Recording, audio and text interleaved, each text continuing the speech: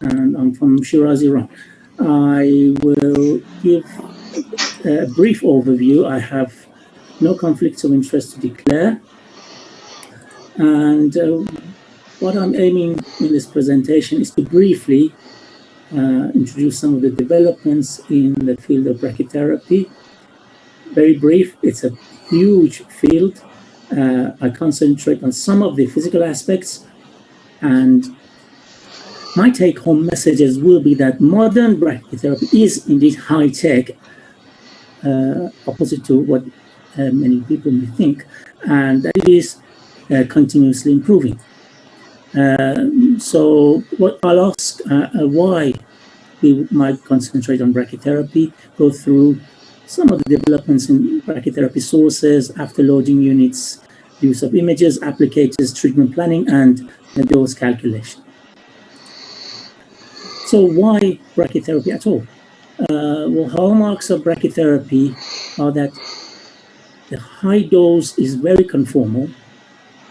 It has adaptive radiotherapy inherent in it, and there are strong favorable clinical evidence for brachytherapy.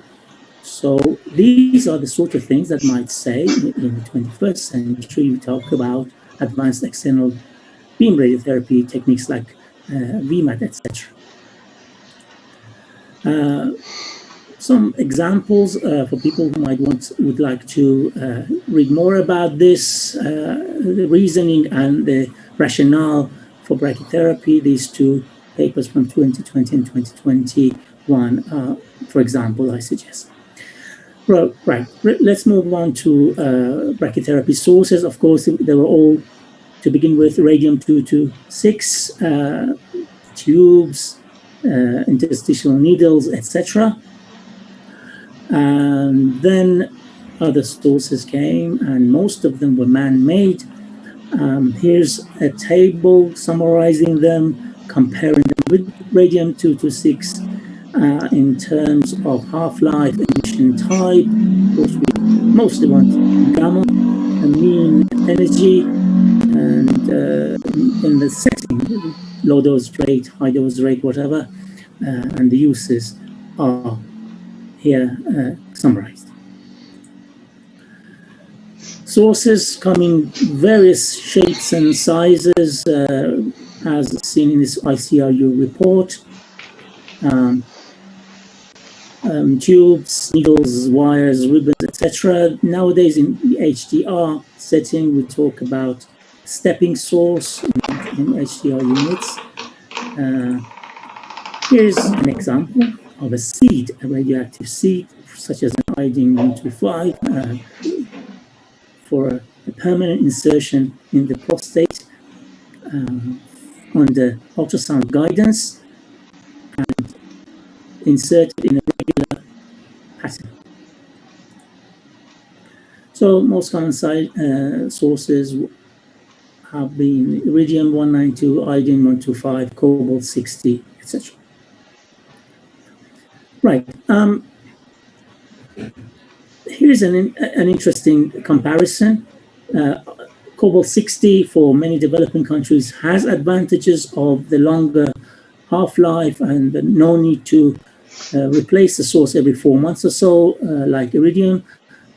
So that was of interest, and the units that came, of course, were quite useful. Now, is there a penalty to pay in terms of dose distribution? The answer is really no. Here you have an interesting diagram. In the lower half, you have the distribution from cobalt-60. In the upper half, you have the distribution from iridium, and it's quite symmetric. That means they're quite similar. And the only thing I can I can point out is the tip of the applicator, where there is this bit of a dip in the iridium case, where it's actually more continuous in terms of cobalt-60, and this is quite explainable in terms of the anisotropy factor, one of these TG43 factors, you have a more uniform isotropy in terms of cobalt as opposed to iridium. So it's actually, in that sense, better. Some other sources of interest, they're medium, mostly medium gamma ray energies. Why medium energy? Because, as well, we'll talk, we're going into the era of more shielded applicators and intensity modulated brachytherapy. Well, you need a relatively lower energy for the shield to work, because you don't have a lot of space to put a big thickness of shield. So you have these radioisotopes, this kind of energy range, and the half-lives are here too. These are at the moment under study in some papers. So remote afterloading units, some history on that. Manual source loading, it was to begin with. Hot loading, even straight without even a needle going into the body, and then manual afterloading, i.e. first inserting the catheter or needle applicator, and then by hand putting something like iridium wire, for example. Still lots of problem with radiation protection, so came remotely controlled afterloaders, where the operator would be outside the room, like, for example, in the setting of a linear accelerator. Rune Wolston, a physicist at Stockholm in 1962, reported this. This unit had a single radium-226 or cesium-137 source. Other developments followed, of course. First HDR, high dose rate afterloader, it's called Cathetron, first at Charing Cross Hospital in London, 1965. In fact, Mosleh Hospital, where I am at the moment, used to have one of these many years ago. Source pencil containing multiple cobalt-60 sources was the geometry. Our interest is this probe that you see. It's a rectal probe, i.e. the dosimeter, and in vivo dosimeter to check the quality or make sure the correct delivery, even those years ago. So another unit which dominated the scene in many countries, including our center, was the Selectron, 80s, 90s, around that time, designed specifically mostly for gynecological brachytherapy, because it has 6 channels, a tandem ovoids, 2 parallel treatments. Of course, they take several hours, many hours to treat. So 2 patients could be treated using a cesium-137 source train. Of course, there were developments because of the value of HDR and practicality of HDR, and so they took over HDR afterloaders, mostly using iridium-192. As I said, more recently, also cobalt-60 sources, where miniaturized cobalt-60 sources could be manufactured. This was then an option and commercialized. Another type is PDR, pulsed dose rate. What is that? It is basically trying to have the best of both worlds, combining the physical advantages of HDR technology. The machine looks like an HDR unit, so that you can have better isodose optimization, dual time, dual positions, etc., but also radiation safety too. But in cases where there is indication for low dose rate radiotherapy using an LDR approach, the story is that you give, say, a 10-minute, of course, in this diagram, should be a 10-minute one here too, 10-minute burst or pulse of radiation, for example, and once an hour, and that would be equivalent to something low dose rate in this case, half a gray per hour. If you do that, this radiobiologically would be equivalent to an LDR unit. And these are in clinical use. Of course, any HCR unit, any unit you get, any machine you get, you need to do a proper quality assurance and acceptance for it. We had a delivery of the Big Genova version 1.2.4, and this was the commissioning process. We measured the source transit time, and suggested in this publication that there should be something like 0.2 to 0.5 second compensation for that version, that is for transit in typical cases.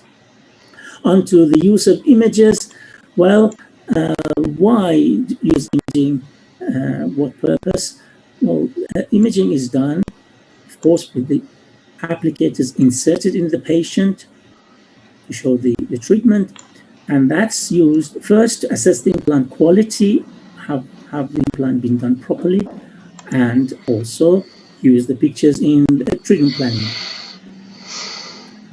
So some main developments, of course, there were the old pair of planar radiographs, AP and lateral, in a stereoscopic type of situation, geometry.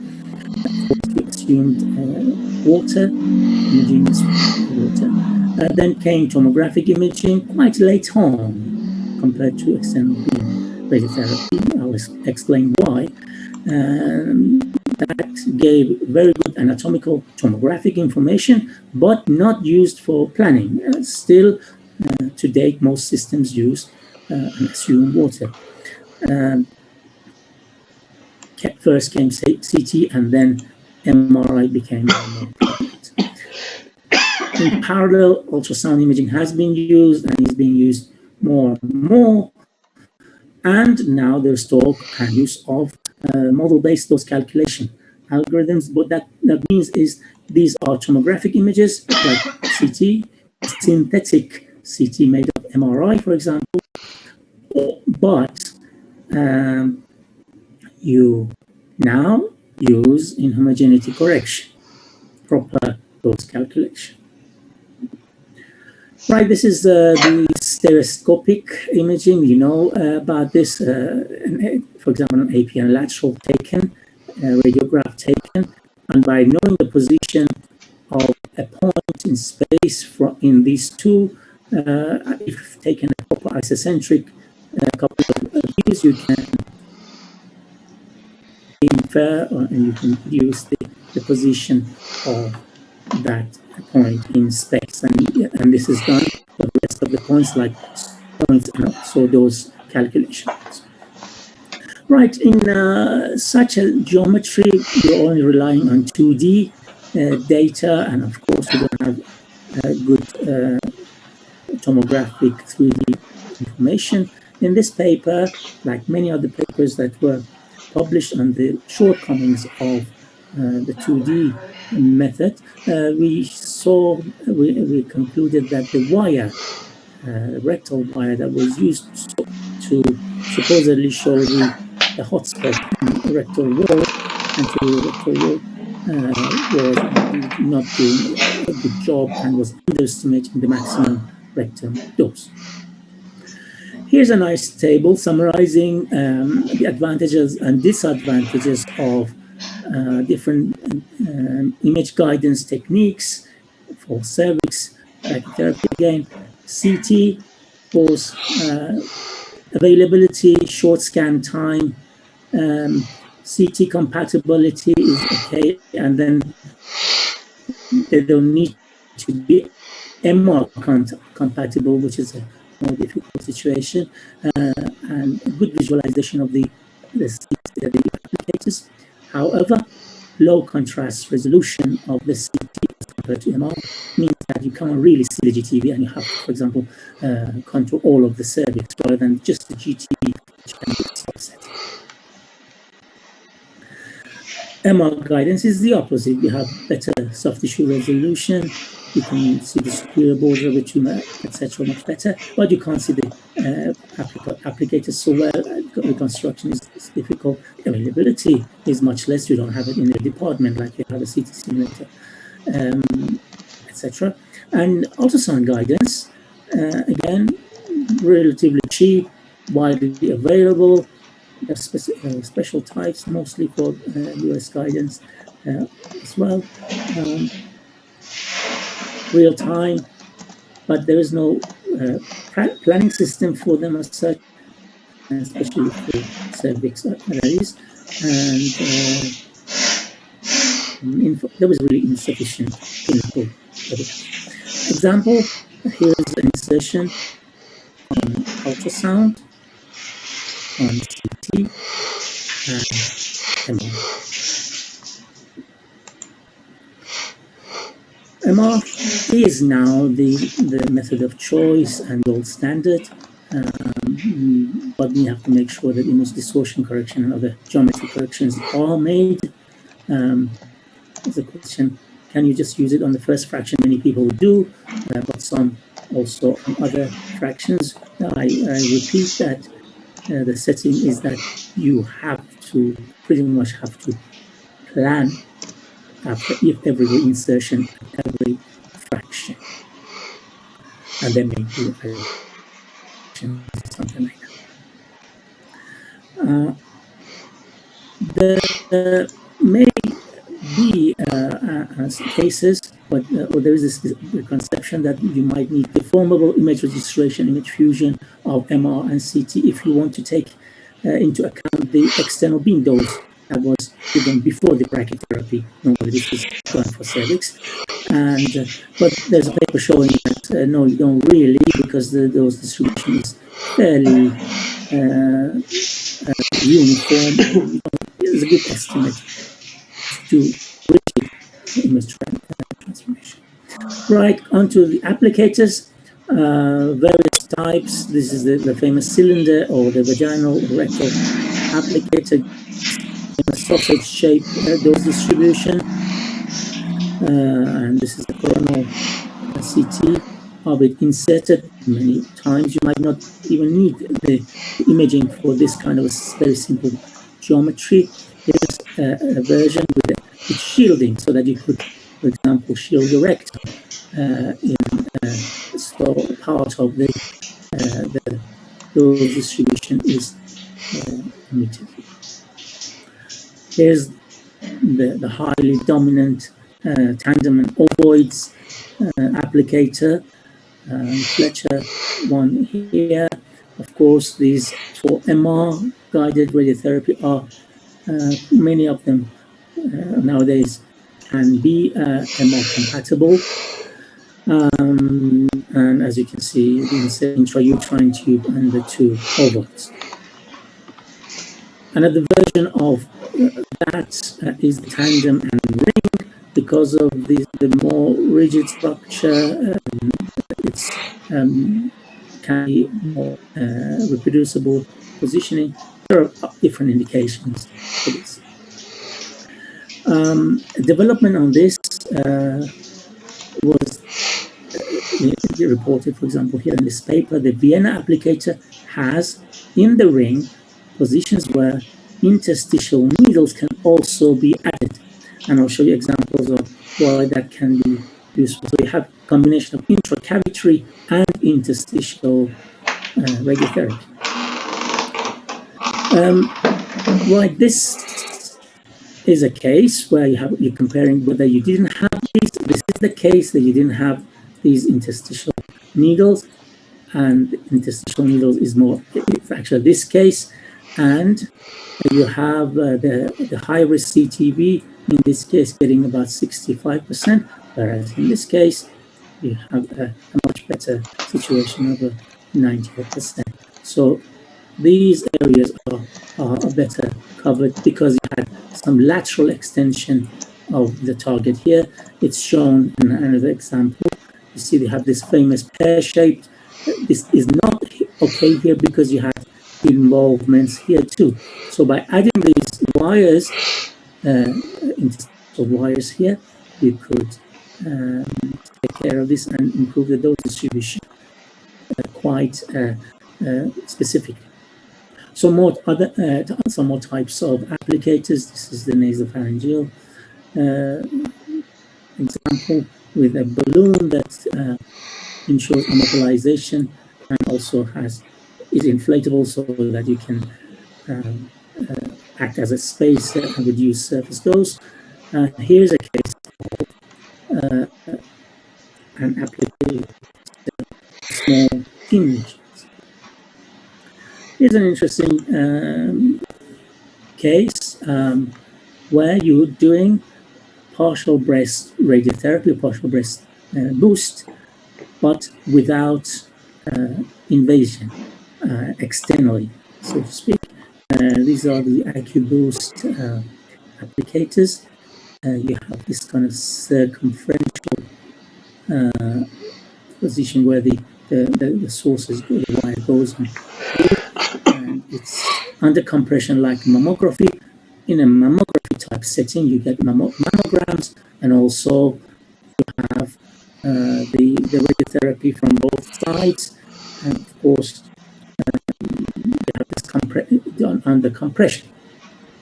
We looked at this in this paper in 2015 on the fact that if you had tomographic imaging, you couldn't do it under compression, you might have uncompressed, but then with compression, what happens to the dose, and there is no real planning system for this.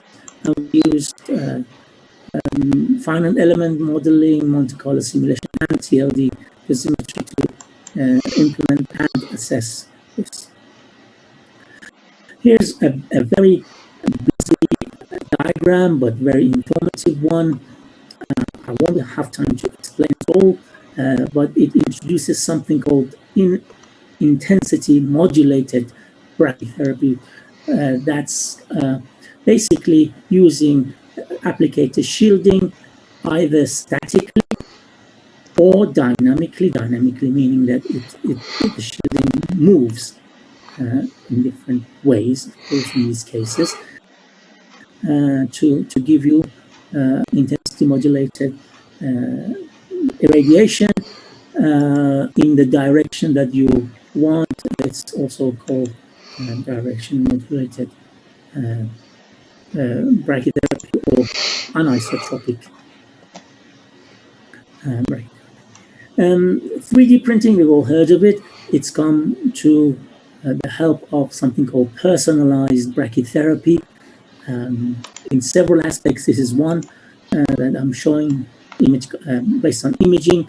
You design the paths that you would like these needles to go through, and then it goes and actually builds, fabricates these needles, and you insert them as before. So these are 3D printed personalized applicators. Right, let's go to treatment planning. Of course, first came the 2D brachytherapy planning systems.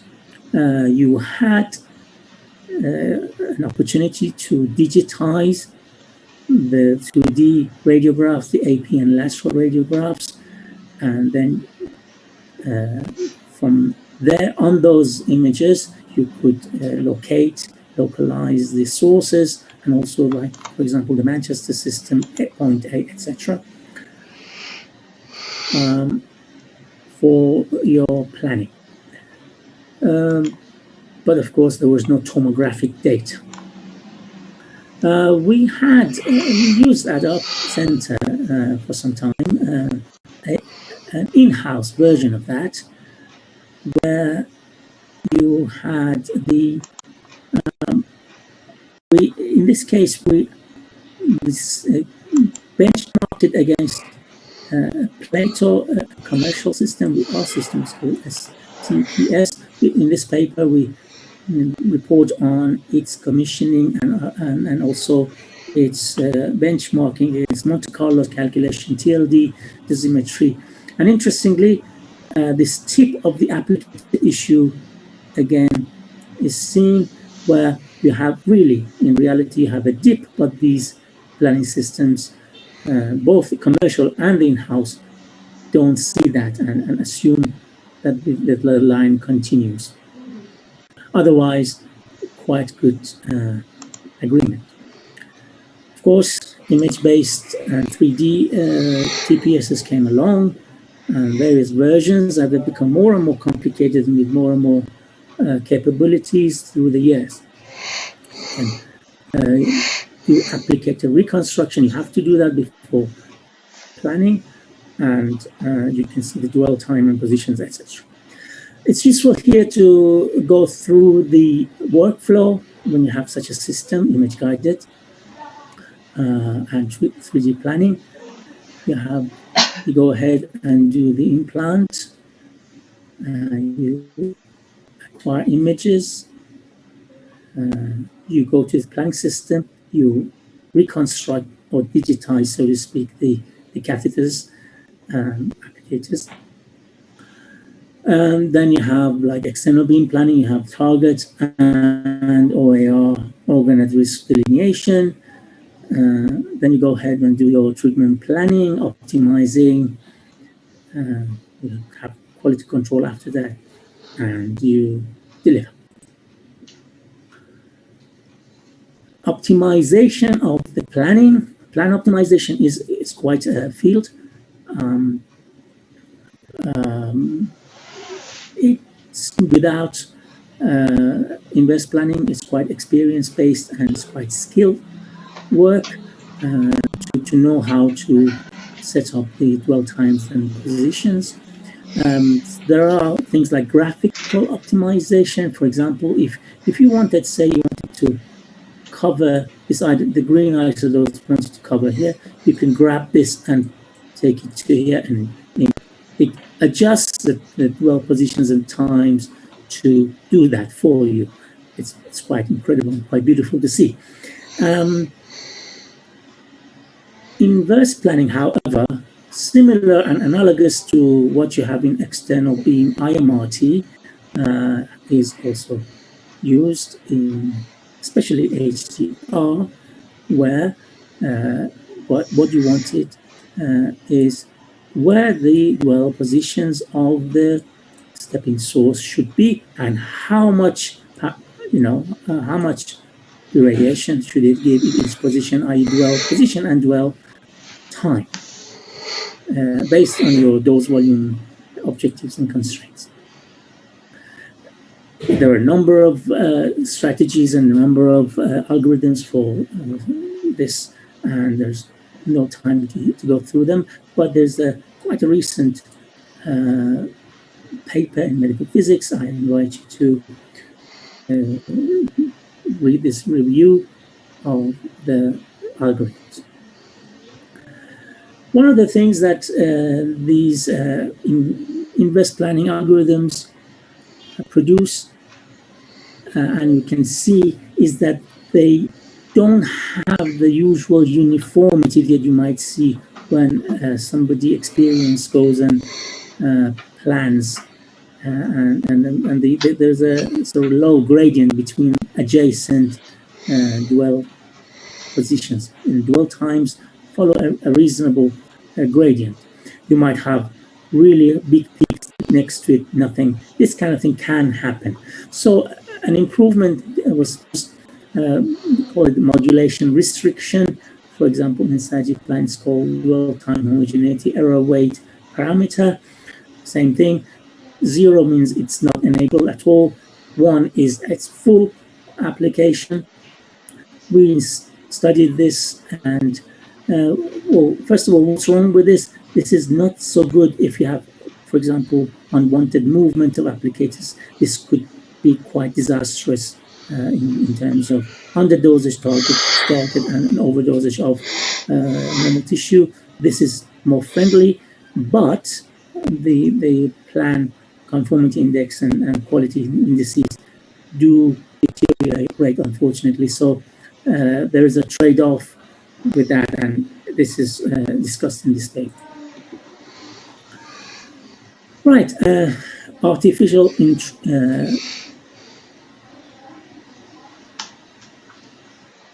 AI and deep learning, artificial intelligence, has of course come to the aid of brachytherapy too nowadays. And there's something called intelligent inverse treatment planning that has been proposed that does this beam optimization, plan optimization for you. Another interesting development that can be used for various types of applications is the use of electromagnetic tracking, i.e. transducers, transmitters which send signals to say where they are. So that can be, for example, used to make sure that the cable or the guide wire is fully inserted to the tip of the applicator. It can be used for applicator reconstruction, for example. It can be used for verification when it's inserted in the patient, if it moves, etc. Nowadays, the 3D modern treatment planning systems are very complex. And there are lots of features and lots of things that need to be checked, really. In this fairly recent paper, review paper, we proposed, this is from our group, we proposed that a comprehensive template for commissioning these type of TPSs goes through all of the aspects of what a TPS does and suggests how to actually commission. Onto those calculations as my final section. It may be a question, why have centers started using image guidance in terms of those calculations or so late, or why are only model-based calculations? This is because of physics, because the dose distribution is almost totally governed by the inverse square law and not by how energetic is the gamma rays and how much they are absorbed and scattered. That's secondary of importance in brachytherapy. Why is that so? Because first of all, we're talking about short distances that these rays should pass through. And of course, most of the time, not always, but most of the time, we're talking about soft tissues. And you saw with that comparison of cobalt and iridium that really energy of the gamma rays isn't that important in terms of the distribution. So many planning systems still use the famous AAPM TG43 algorithm. We have time to go through this, and very well known. It's an algorithm in homogeneous medium of water, calculates the 2D dose distribution around cylindrically symmetric sources like a tandem or a wire.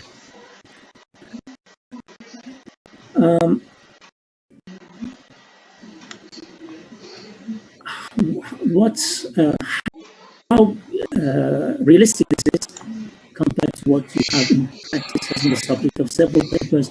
This is one we used, we compared what measured and simulated using Monte Carlo with the TG43 and came up with some isotropy function values, for example, and other factors. We did a similar kind of thing with a seed. This is a type of seed for interstitial brachytherapy, and iodine 1, 2, 5 seed, medical physics. And there are more and more systems advantage of or improving go to model-based dose calculation algorithms. Again, there's not much time to do this. This is a good review recently. Again, artificial intelligence, deep learning can do this for your time is nearly over. Yeah, and I'm nearly done. I'm right at the end. Thank you. So AI can help you. You give it the CT images, control the CTV and OIRs, and of course the treatment plan, i.e. the applicators, etc., and goes and calculates the dose quite accurately compared to Monte Carlo, for example, as shown here. These are some of the Jack Estro recommendations for cervix brachytherapy 1, 2, 3, and 4. The developments I've been talking about, interesting to read, and its culmination in the ICIU report 89. These are for further information. So to summarize, I hope I've been able to point and highlight that modern brachytherapy is indeed high tech, and it is continuously improving. There's a long way to go yet, and along the brachytherapy sources, after loading units, images, applicators, treatment planning, dose calculations, etc., verification, and lots of other aspects which I haven't really talked about.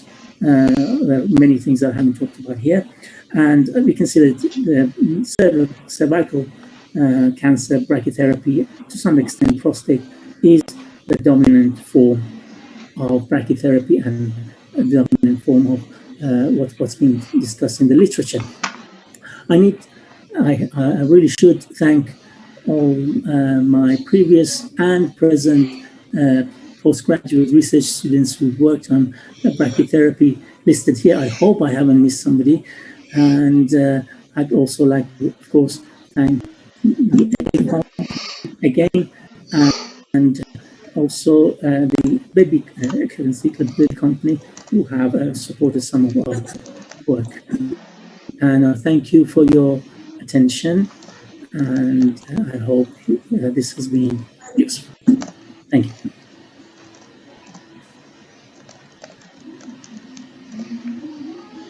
Professor Hossein? Yes. Are you going to put questions, or we should conclude? You're to unmute. Please unmute, Hossein. Charlie. Okay. Thank you very much, Dr. Mosleh, for your nice presentation. We had a few questions. Do you have my voice to? Yeah. Go ahead. The first question is Professor Parsai. Professor Parsai asks, could you please explain why the dose distribution of cobalt-60 came to that of iridium with over 3 times energy? Yes, indeed. Thank you, Professor Barsa. As you know, attenuation is made of two things. It's a geometry factor, like, for example, in an extent of the PDD, you have decreased because you're moving away, also because there's absorption scatter of the beam. So there is a geometric issue which could happen in vacuum as well. You move away from the source, the intensity drops. There is no attenuation, scatter, or absorption at all, but the intensity drops. This is the inverse square factor.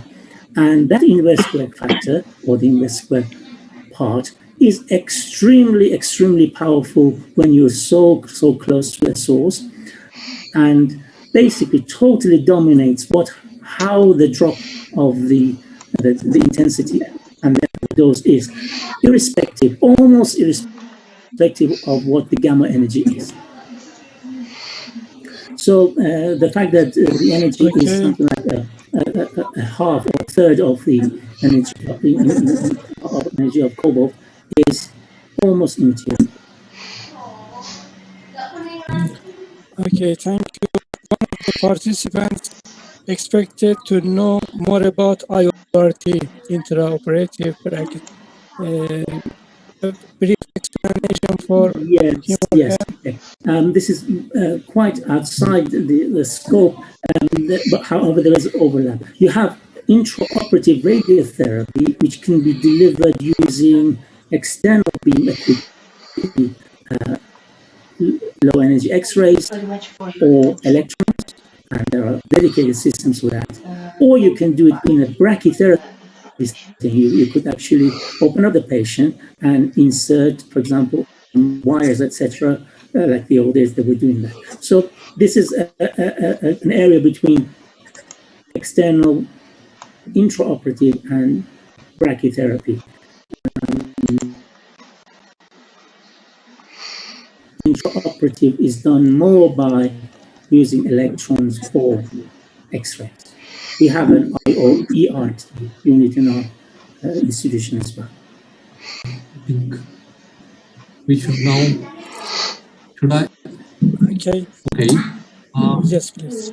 I think now, okay, thank you, Professor Hussain, for organizing such a wonderful AFOM school webinar. Thanks to you for excellent talk.